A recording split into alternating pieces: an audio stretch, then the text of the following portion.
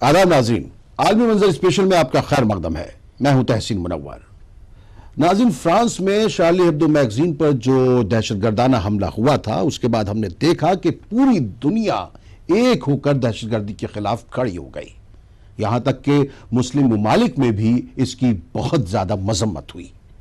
जब फ्रांस में इसके खिलाफ रैली हुई तो उस एहतजाज में 50 से ज्यादा मुल्कों के सरबराहान ने शिरकत की। वहां पर तमाम मज़ाहिब के लोगों ने इस हमले की मजम्मत की। लेकिन उसके बाद हमने देखा कि जब शार्ली हेब्दो का नया शुमारा आया तो उसमें उन्होंने कुछ इस तरह के कार्टून इस्तेमाल किए जिससे पूरी दुनिया में जो एक दहशतगर्दी के खिलाफ एक माहौल बना था वो कहीं ना कहीं टूट गया और ऐसा महसूस किया गया कि वहां पर लड़ाई दहशतगर्दी के खिलाफ ना होकर इस्लाम के खिलाफ हो रही है। इस लिहाज से हमने देखा कि दुनिया भर में शार्ली हेब्दो के खिलाफ फिर एहतजाज होने लगे। इसी पर बहस करने के लिए कि क्या इजहार की आज़ादी की भी कोई हद होनी चाहिए, हमारे स्टूडियो में 3 ऐसी अहम शख्सियात मौजूद हैं जिनका ताल्लुक सहाफ़त से है और कार्टून की दुनिया से भी है। आइए मैं इनसे आपका तारुफ करा दूं। हमारे दरमियान मौजूद हैं मशहूर कार्टूनिस्ट इरफान खान साहब, जिनके कार्टून आप जनसत्ता जैसे अखबार में रोज़ाना सुबह दरअसल देखते हैं। इसके अलावा मुल्क के दीगर अखबारात में भी ये शाया होते हैं। इनकी अपनी वेबसाइट भी है जिस पर इनके कार्टून्स नज़र आते हैं। फेसबुक पे ये छाए रहते हैं और यही नहीं, इसके अलावा ये समाजी मुहिम के तौर पर भी अपने कार्टूनों का इस्तेमाल करते हैं। हमारे दरमियान सरकर्दा सहाफ़ी शकील अख्तर साहब भी मौजूद हैं। शकील अख्तर साहब ने जम्मू कश्मीर और ख़ास तौर से कश्मीर जैसे हसास इलाके में उन दिनों में रिपोर्टिंग की है कि जब वहाँ पर तशद्दुद बहुत आम था और ऐसे हालात में इन्होंने वहाँ पर रिपोर्टिंग करके अपने फ़र्ज़ को अदा किया। इसके अलावा ये कौमी नौइयत की रिपोर्टिंग भी करते रहे, सियासी रिपोर्टिंग भी करते रहे और दिल्ली में इनका एक अलग मकाम है। इसके अलावा हमारे दरमियान मुल्क के जाने माने अखबार दैनिक जागरण के कार्टूनिस्ट जगजीत राणा साहब भी मौजूद हैं। इनके तोता बाबू की अगर आप कहें तो आवाज़ बहुत दूर दूर तक सुनी जाती है।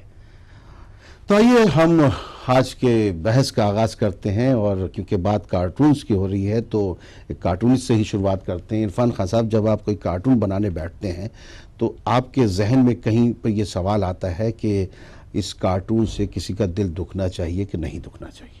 जब भी हम कार्टून बनाते हैं तो अपनी लाइंस जो है हम लोग को पता है, क्योंकि हमारी कंट्री के अंदर कुछ रूल्स हैं जिनको हमें फॉलो करना पड़ता है और इंसानियत के नाते भी कुछ चीज़ें होती हैं जिनको एक कार्टूनिस्ट को, एक कलाकार को देखना पड़ता है कि उन सीमाओं को हम लांघे नहीं।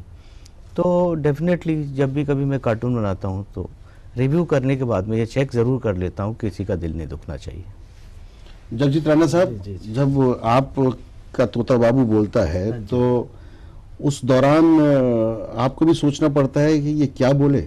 बिल्कुल, बिना सोचे तो कोई काम ही नहीं होना चाहिए। सोच विचार कर, ये विचार रख रहे हैं आप देश के सामने, पूरी पब्लिक के सामने, पूरा संसार उसको आपको पढ़ता है, तो उस बहुत सोच विचार कर आपको अपने विचार रखने पड़ते हैं कि क्या आप जो लिख रहे हैं, जो बोल रहे हैं, वो पब्लिक को क्या रिएक्ट करेंगे। ऐसा तो नहीं कोई उनके खिलाफ ऐसा चला जाए जो मुल्क में दहशतगर्दी और उनके दरमियान और खाई पैदा करे। ये जरूरी, ये नहीं होना चाहिए।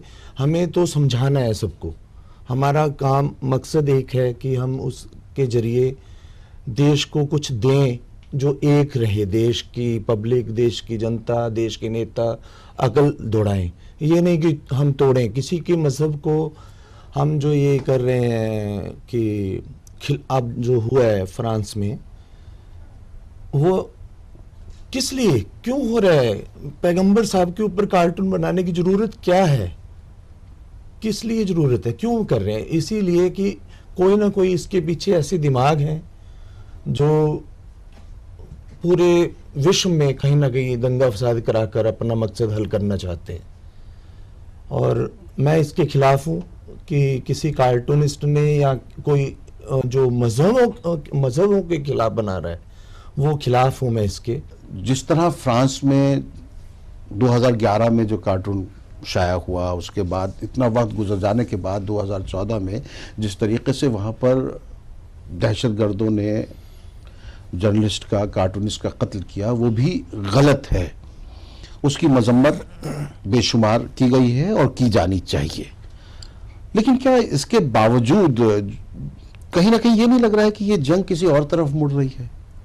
देखिए, सबसे पहले तो मैं जितने भी कड़े से कड़े लफ्ज हो सकते हैं उनमें मजम्मत करता हूं उन दहशतगर्दों की जिन्होंने इस तरह से लोगों को मारा, पत्रकारों को मारा, कार्टूनिस्टों को मारा।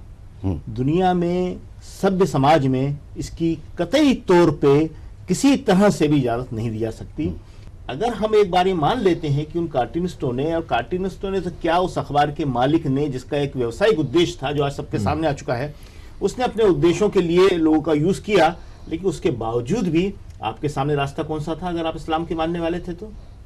अभी जगजीत राणा साहब हजरत मोहम्मद साहब की बात कर रहे थे, और हम सब जानते हैं, पूरी दुनिया को ये मालूम है कि वो रोज सुबह जाते थे और एक बुढ़िया उनके ऊपर से कचरा डालती थी।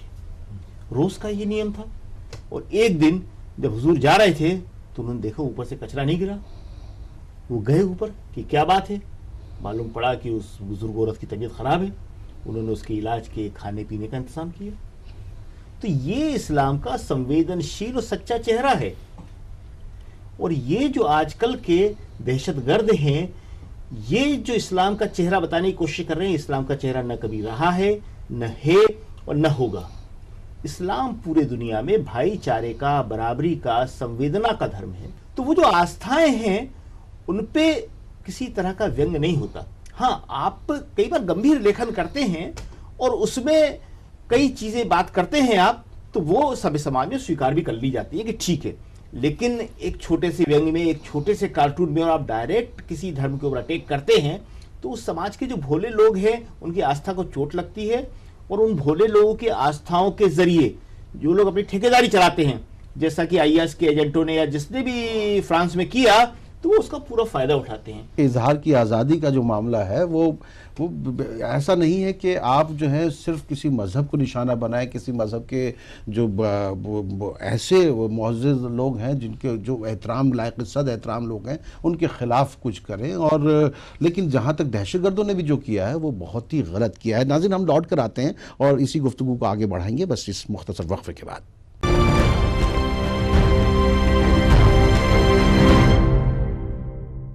आलमी मंजर स्पेशल में आपका एक बार फिर खैर मकदम है।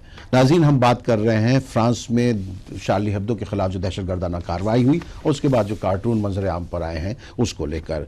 इरफान साहब, जैसे कि आपने पहले भी कहा, क्या नाराज़गी और नाइत्तफ़ाक़ी ज़ाहिर करने के लिए तशद्दुद का सहारा लेना जायज़ है? जो जिस तरीके से वहाँ पर दहशतगर्दों ने जो किया वो कितना गलत है?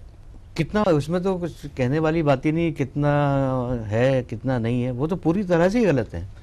क्योंकि कोई भी प्रोटेस्ट अगर हम करते हैं, अगर किसी के बारे में भी करते हैं, तो उसका ये तरीका तो है नहीं। जैसे हम लोग अभी यहाँ डिस्कशन चल रहा है, यहाँ पर किसी को एतराज़ है कि ये बातचीत नहीं होना चाहिए और आके और सीधा आपको गोलियों से भून दें, तो ये तो कोई तरीका है ही नहीं ना।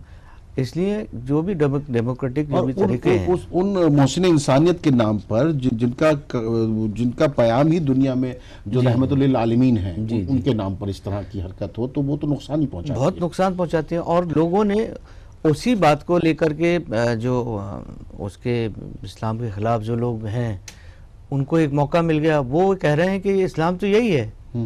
देखिए, वो इसी तरह से लोग मारते हैं आखिर के, और यही इस्लाम का उसूल है। जबकि वो एकदम उल्टा है। इस्लाम में तो बिल्कुल किसी का दिल दुखाना भी बहुत बड़ी बात मानी जाती है, जान लेना तो बहुत बड़ी बात है, उससे और भी ज़्यादा। तो इसलिए प्रोटेस्ट के अभी भी देखिए शार्ली हेब्दो फिर से वही कार्टून्स को छाप रहे हैं। आपने जैसे अभी कहा कि बात घूम के फिर वहीं आ गई है जी, तो दोबारा से फिर क्या वही कहानी शुरू होगी?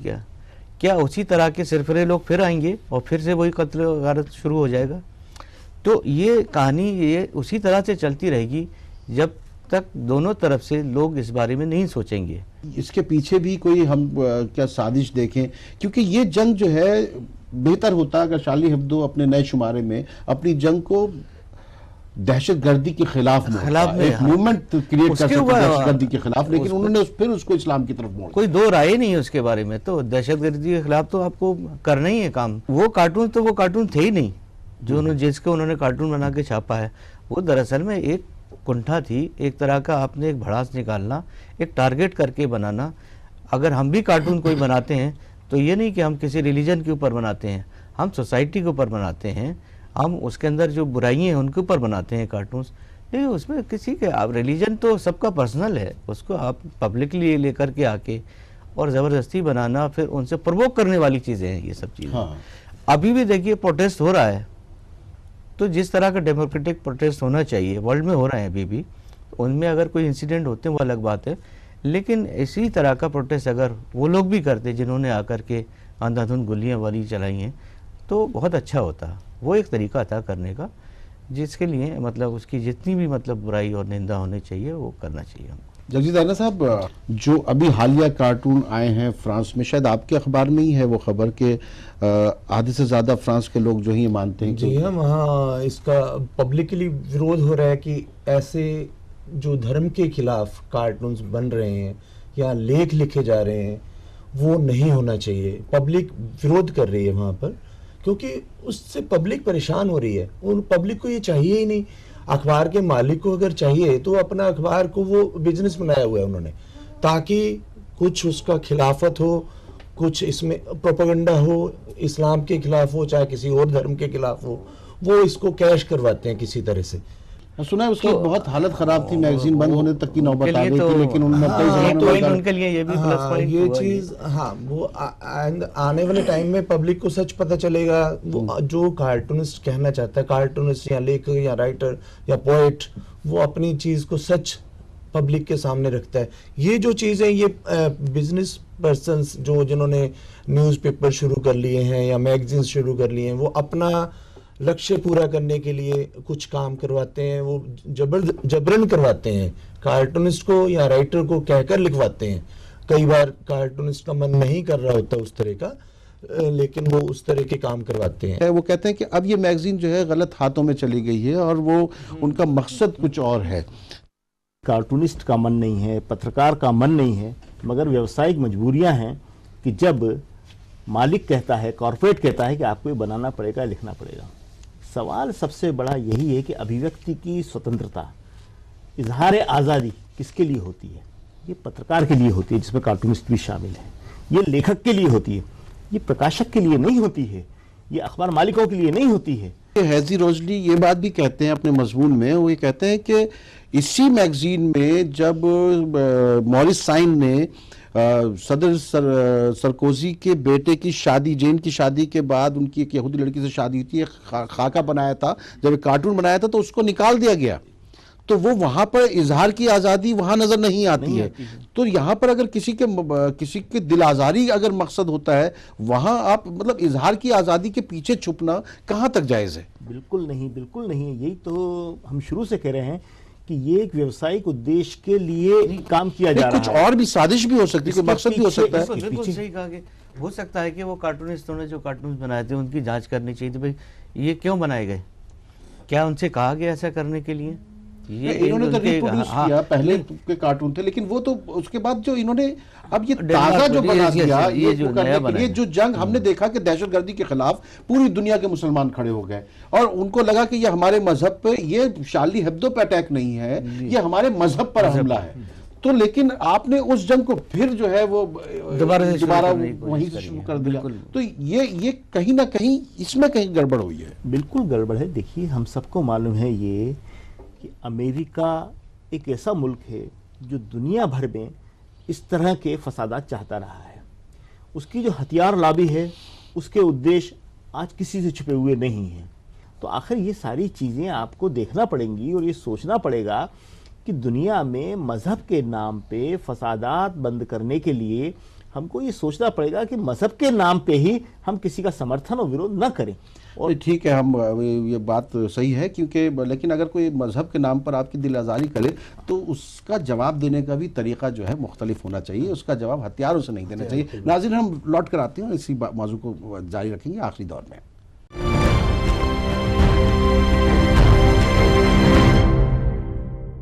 आलमी मंजर स्पेशल में आपका एक बार फिर खैर मकदम है। आज हम बात कर रहे हैं शार्ली हेब्दो के कार्टून के बाद दुनिया में जो एक नए सिरे से फिर उसी तरह के हालात हो गए हैं और इसके एहतजाज में पूरी दुनिया में हालात ख़राब हो रहे हैं, उसको लेकर हम बहस कर रहे हैं। जगजीत राणा साहब, आपको कभी ऐसा मौका आया कि आपने किसी का कार्टून बनाया हो और उसने आपके खिलाफ आवाज़ बुलंद की हो? नहीं, वही वाली बात हो गई कि सोच विचार कर काम करते हैं और फिर थोड़ा सा न्यूज़पेपर की नीतियाँ जो चलती हैं उसके हिसाब से काम होता है, तो उसमें हम बहुत सोच कर चलता है। कार्टून जो 2 सेकंड में ख़त्म हो जाता है पढ़कर, लेकिन उसको बनाने और उसके पीछे जो दिमाग लगता है वो पूरा दिन, वो 24 घंटे चलता है दिमाग, तो उसमें ये रहता है कि कुछ भी गलत ना हो जाए। कल जो पब्लिक के लिए हम लिखना चाहते हैं उस पर कोई ऐसा एक्शन ना हो जो अखबार के खिलाफ जाए, हमारे खिलाफ जाए।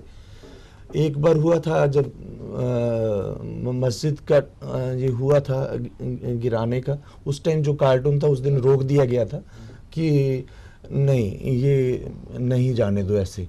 तो मैंने कहा ठीक है, क्योंकि इससे कहीं भी कुछ तो आपका जब कार्टून रोका आपको तकलीफ हुई? नहीं, या नहीं, आपने मेरे को तकलीफ नहीं है, क्योंकि मैंने बहुत कड़वा सच लिख दिया था। अखबार का मालिक ये नहीं चाहता था, ये भी एक सच है। हमारा धर्म है कि किसी को भी ठेस ना पहुंचे।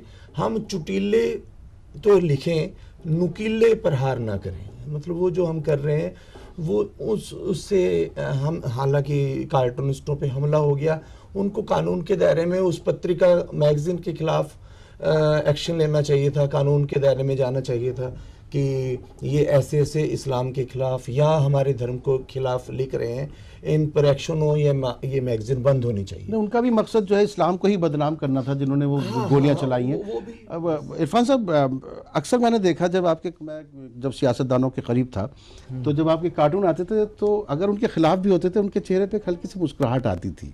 और मैंने कहा कि मैं इसे रुकवा दूँ, कोशिश करता हूँ इरफान भाई से अपने ताल्लुकात का इस्तेमाल करके। वो कहते नहीं, छपने दो, कार्टून छपता है बहुत दूर तक जाता है, लोगों को हमारा नाम आगे तक जाता है।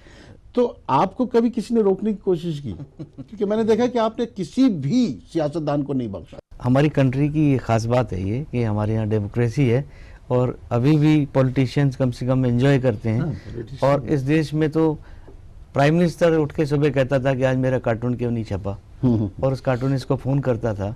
तो आज भी मुझे लगता है कि ऐसे लोग मौजूद हैं जो देखकर कार्टून को, अपने कार्टून्स को देखकर खुश होते हैं। लेकिन कुछ ऐसे भी हैं जो कई बार नौकरियां भी ले लेते हैं। ये बात तुल जाएं अगर उस पर तो वो बंद करवा देते हैं। बीच बीच में आपके कार्टून्स भी दिखाएंगे जी? ये कार्टूनिस्ट की ताकत दिखाई है मैंने। 440 वोल्ट की जो है ना, ये लकीर खींचता है वो अपनी पेंसिल से, जिस पे जो लटक जाता है वो काम से चला जाता है।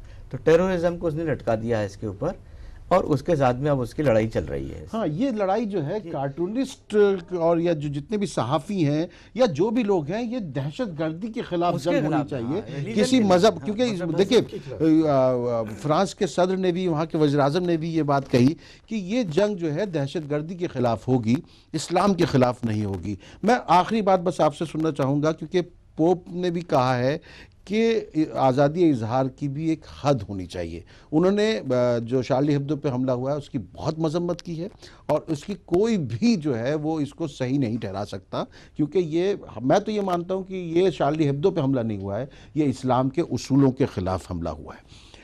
तो आखिरी बात क्या है कि कहाँ पर एक जो पतली लाइन है वो खींची जाए कि भाई ये, क्योंकि सेल्फ रेगुलेटरी भी चीज़ें होती हैं, और पूरी दुनिया में जिस तरह से अगर एक आपके कार्टून से पूरी दुनिया में हंगामा मच सकता है तो उससे क्यों ना बचा जाए? बिल्कुल ठीक कहा आपने, और ये हदें खिंची हुई हैं, जिसे हम एक चीज़ कहते हैं विवेक, अक्ल सलीम। वो एक काम करने वाले के पास, पत्रकार के पास, कार्टूनिस्ट के पास हमेशा मौजूद रहती है जी। और वो जानता है कि किसी की आस्थाएं, खासतौर से धार्मिक आस्थाएं, इन पे चोट नहीं करना चाहिए। हमें जैसे महिलाएं हैं उन पे चोट नहीं करना चाहिए, हमें जो कमज़ोर तबका है उस पे चोट नहीं करना चाहिए, कोई शारीरिक रूप से अगर विकलांग है, अपंग है, उस पे कोई कार्टून, उस पे कोई मजाक, उस पे कोई व्यंग नहीं होता है। तो ये सारी चीज़ें बड़ी स्पष्ट हैं, और एक सभ्य समाज में इन सब चीज़ों को माना जाता है कि क्या हम कर सकते हैं और क्या नहीं कर सकते। जैसा मैंने पहले कहा, आखिर हम व्यंग किसके ऊपर करते हैं? हम सामाजिक विसंगतियों के ऊपर, जो अंतर विरोध होते हैं, सेल्फ कॉन्ट्राडिक्शंस होते हैं, वो हमारे व्यंग का सबसे बड़ा निशाना होते हैं। इसी तरह कार्टून होते हैं कि एक राजनेता है, वो कहता कुछ है, करता कुछ है, तो ये कार्टूनिस्टों का प्रिय विषय होता है। जो आपने कहा बिल्कुल सही है कि अगर किसी ने गलत भी कार्टून बनाया है, किसी ने गलत भी लिखा है, तो उसका विरोध करने के बहुत सारे लोकतांत्रिक तरीके हैं। हिंसा, आतंकवाद किसी भी सूरत में स्वीकार नहीं की जा सकती है एक सभ्य समाज में, और इसकी जितनी निंदा की जाए कम है। और मुसलमानों ने इसके लिए पूरी दुनिया में किया, हिंदुस्तान में तो बहुत बढ़ चढ़ के हिस्सा लिया। और हम इससे थोड़ा आगे भी जाके कहते हैं कि अगर मुसलमान जो हैं इस मामले में एक आंदोलन के तौर पे इस बात को समझे कि इस्लाम का जो असली चेहरा है उसको फिर से दुनिया के सामने लाना है, तो उसको, जिसे हम रेंसा कहते हैं, एक पुनर्जागरण हिंदी में शब्द कहा जाता है, तो वो एक बड़ा ज़रूरी है जिसमें हम सही शिक्षा, सही बातें लोगों के सामने पेश कर पाएं। जी, बहुत सही बात कही है आपने कि जो एक तहजीब याफ्ता समाज होता है उसमें जो है वो किसी के ख़िलाफ़ आपको अगर आवाज़ उठानी है तो उसके बहुत सारे तरीक़े हैं, मगर उसका तरीक़ा बंदूक, गोली या बम नहीं है। नाज़रीन, अगले हफ्ते फिर किसी नए मौजू पर हम इस अपने प्रोग्राम आलमी मंजर स्पेशल में हाजिर होंगे। तब तक के लिए यहाँ मौजूद तमाम आप लोगों का शुक्रिया और आपका भी शुक्रिया कि आपने इस प्रोग्राम को देखा। इजाज़त दीजिए।